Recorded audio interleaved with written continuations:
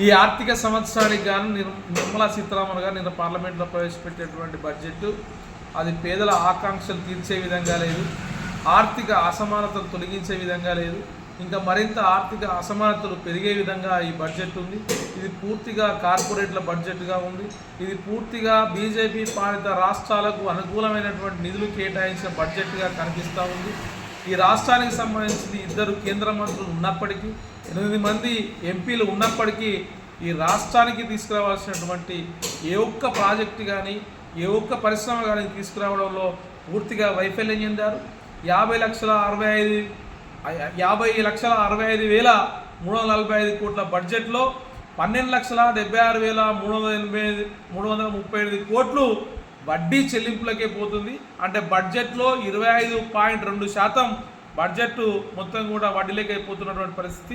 ప్రతి నెత్తి మీద ఇలా 1,37,000 అప్పును చూపెట్టినటువంటి పరిస్థితి.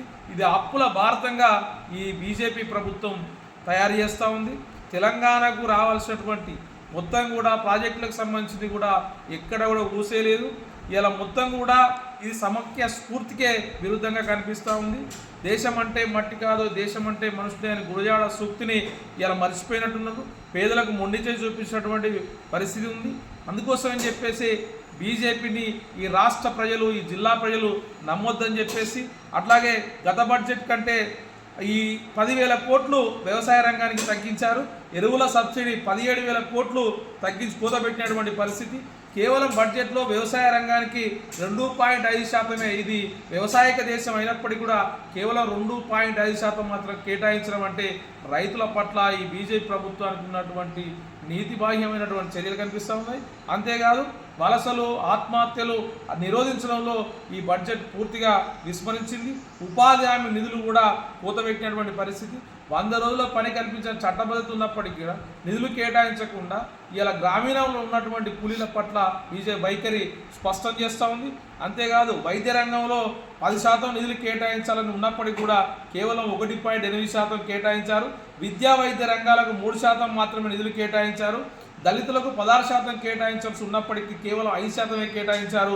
గిరిజనులకు 7% కేటాయించాల్సి ఉన్నప్పటికీ కూడా కేవలం 2% మాత్రమే కేటాయించారు. బాలల సంక్షేమం కోసం కూడా ఈ బడ్జెట్లో కూదబెట్టినటువంటి పరిస్థితి కనిపిస్తూ ఉంది. అంతేకాదు ఇలా జిల్లాకు పూర్తి స్థాయిలో కరీంనగర్ జిల్లాకు పూర్తిగా మొండిచేయి చూపించినటువంటి బడ్జెట్గా ఉంది. గొప్పాలు కొట్టే బండి సంజయ్ ఈ జిల్లాకు ఏం తీసుకొచ్చావు 25-26 ఆర్థిక సంవత్సరం అని చెప్పేసి సిపిఎం జిల్లా కమిటీగా ప్రశ్నించదలుచుకున్నాం, అడుగుతా ఉన్నాం.